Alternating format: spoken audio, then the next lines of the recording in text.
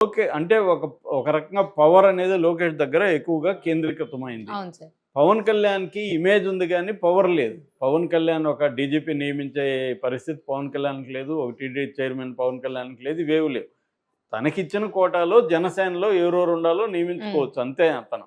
అంతకంటే గవర్నెన్స్‌లో day to day గవర్నెన్స్‌లో Pawan కళ్యాణ్‌కి పట్టు లేదు. అందుకని పవన్ కళ్యాణ్ ఏం చేస్తున్నాడంటే ఈ ప్రభుత్వంలో ఏమైనా లోపాలు జరిగినప్పుడు తాను ముందొచ్చేసి తానేదో ప్రతిపక్షంలాగా ప్రశ్నిస్తున్నాడు. హ్మ్. మామూలుగా ప్రభుత్వంలో ఉన్నోళ్ళు ఏం చేస్తారు? ఒక తప్పు జరిగితే వితిన్ ద గవర్నమెంట్ చెప్తారు. ఆ శాఖగా మంత్రికి చెప్పడమో, లేకపోతే చంద్రబాబు దృష్టికి తీసుకుపోవడం చేస్తారు.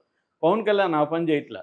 పబ్లిక్‌లోకి తీసుకెళ్ళిపోతున్నాడు. పబ్లిక్‌లోకి తీసుకెళ్ళిపోవడం వల్ల వీళ్ళ చంద్రబాబు అండ్ లోకేష్ ఇమేజ్ దెబ్బతినే అవకాశం ఉంది.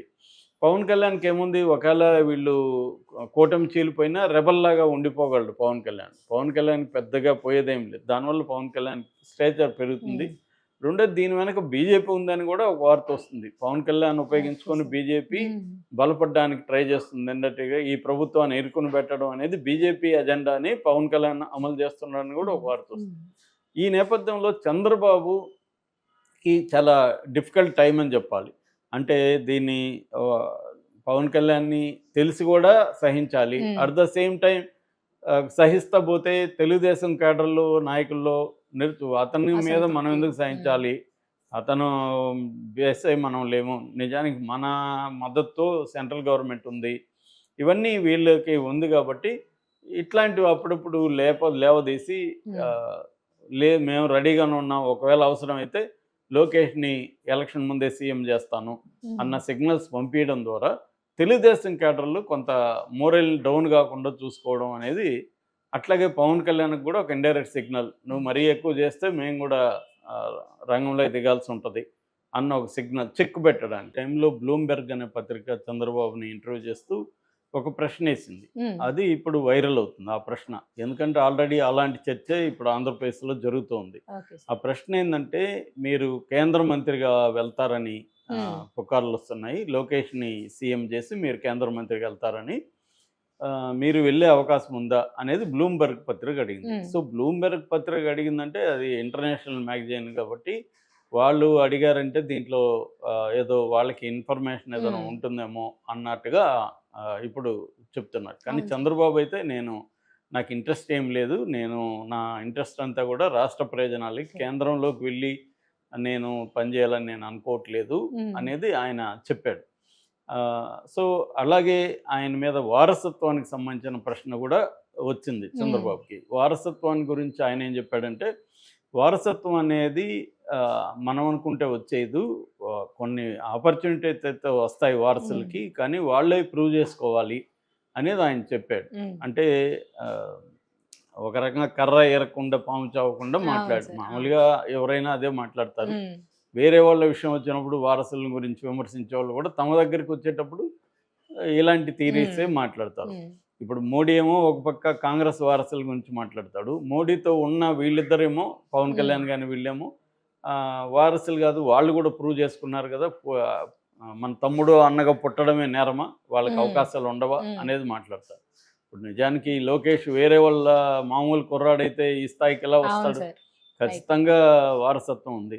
పవన్ కళ్యాణ్ ఇంకొకరి పిల్లోడైతే ఈ హ్మ్. స్థాయికి ఎలా వస్తాడు? ఖచ్చితంగా చిరంజీవి వారసత్వం అనేది అక్కడ అవును ఉంది. సార్. క్లియర్‌గా వారసత్వం అనేది పనిచేస్తుంది. ఇది రాజకీయాల్లోనే కాదు, ఇది మిగతా వృత్తుల్లో కూడా డాక్టర్ కొడుకు డాక్టర్ హ్మ్. అవ్వడం ఈజీ, ఐఏఎస్ కొడుకు ఐఏఎస్ అవ్వడం ఈజీ. హ్మ్. ఒక పేద కూలి కొడుకు ఐఏఎస్ అవ్వడం వెరీ అవును డిఫికల్ట్. సార్. సో, అందుకనే మనకి ఇప్పటికి కూడా ప్రైవేట్ సెక్టర్ చూస్తే టాప్ సీఈఓస్ పోస్టులన్నీ కూడా 4 కులాలోళ్ళు ఉంటారు. మీరు కాకపోతే దీని మీద రీసెర్చ్ చేయండి. హ్మ్. 4 కులాలోళ్ళు ఉంటారు ఇప్పటికి కూడా ప్రైవేట్ సెక్టర్‌లో. ఓహ్! గవర్నమెంట్‌లో రిజర్వేషన్ వల్ల హ్మ్. మనకి ఎస్సీలు, ఎస్టీలు, బీసీలు కనిపిస్తున్నారు. హ్మ్. అంబేద్కర్ పుణ్యమా అని. హ్మ్. లేకపోతే గవర్నమెంట్‌లో కూడా ఈ 4, 5 కులాలోళ్ళే ఉండేవాళ్ళు. హ్మ్. సో, అందుకనే రాజకీయాల్లో గానీ, ఆస్తుల విషయంలో గానీ, ప్రైవేట్ సెక్టర్‌లో టాప్ పోస్టుల్లో హ్మ్. గానీ, ఇప్పటికీ 4, 5 కులాల వాళ్ళే అప్పర్ కాస్ట్ వాళ్ళే ఉన్నారంటే హ్మ్. కారణం ఏంటి? సమాజంలో వారసత్వం అనేది వాళ్ళకే ఉపయోగపడుతుంది. హ్మ్. ఇప్పుడు 'చిరంజీవి' ఫ్యామిలీలో దాదాపు 10 మంది హీరోలు కావడానికి చిరంజీవి చిరంజీవి కారణం. కారణం. అవును సార్. ఆయన కూడా మొన్న అన్నాడుగా, హ్మ్. నేను గర్వంగా ఉన్నది నాకెంతమందిని నేను హ్మ్. చేశానని.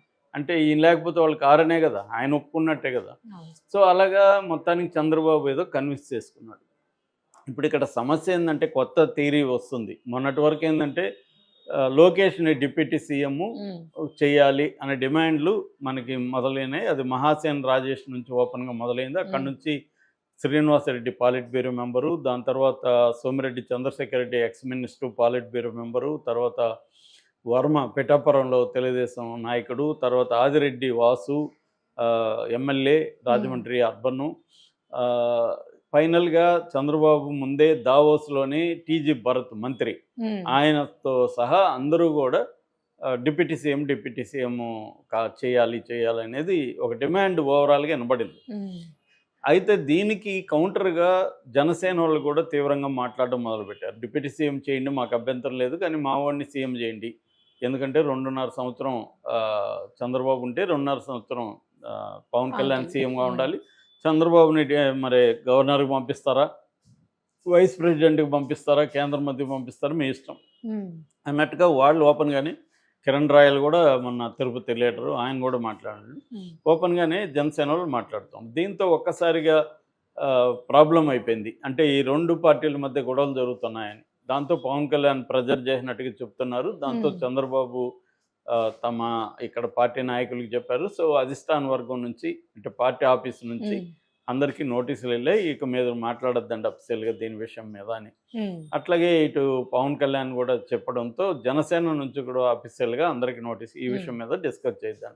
అంటే అసలు ఇది ఎందుకు వచ్చింది? అవును అంటే సార్. వచ్చిందంటే దీని వెనక ఏదో ప్లాన్ ఊరికే రాదు గదా! హ్మ్. మామూలుగా రాజకీయాల్లో ఏందంటే ఫీలర్స్ అంటారు. కొన్ని హ్మ్. ఫీలర్స్ పంపిస్తారు జనంలోకి.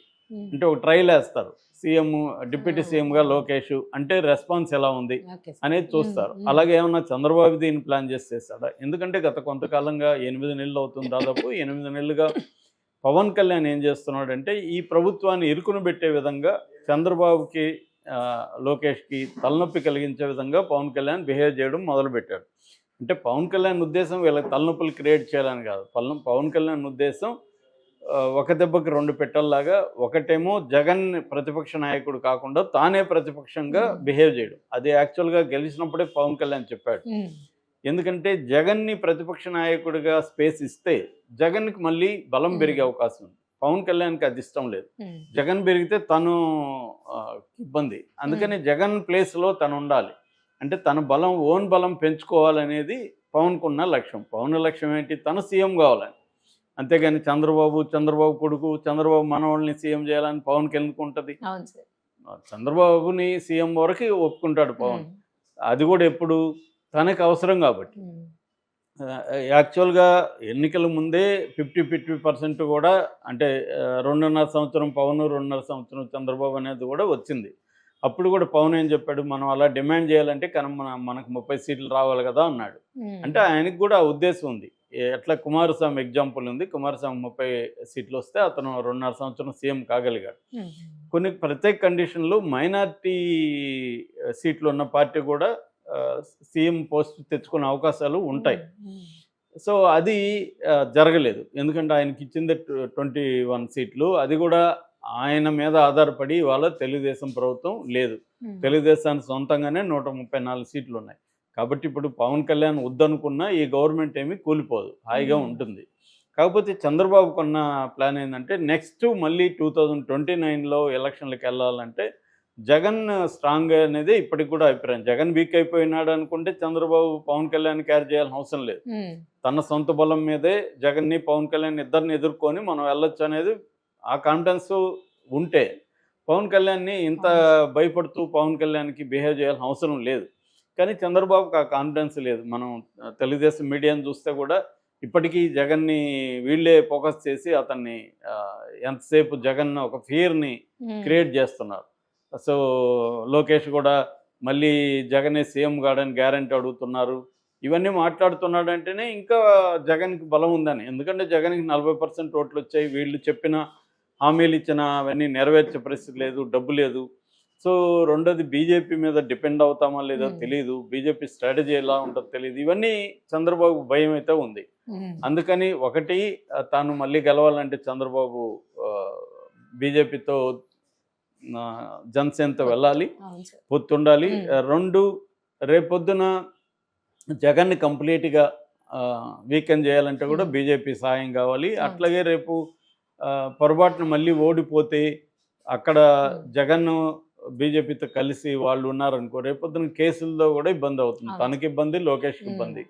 ఇవన్నీ దృష్టిలో పెట్టుకొని చంద్రబాబు ఏం చేస్తున్నాడంటే పవన్ కళ్యాణ్ని భరించాలి మనం అనేది చంద్రబాబుకు ఉంది. ఆయనకి అంటే తెలుసు పవన్ కళ్యాణ్ ఇవన్నీ చేస్తున్నాడు, అయినా కూడా మనం భరించాలి. కానీ లోకేష్కి ప్రాబ్లం ఏంటి?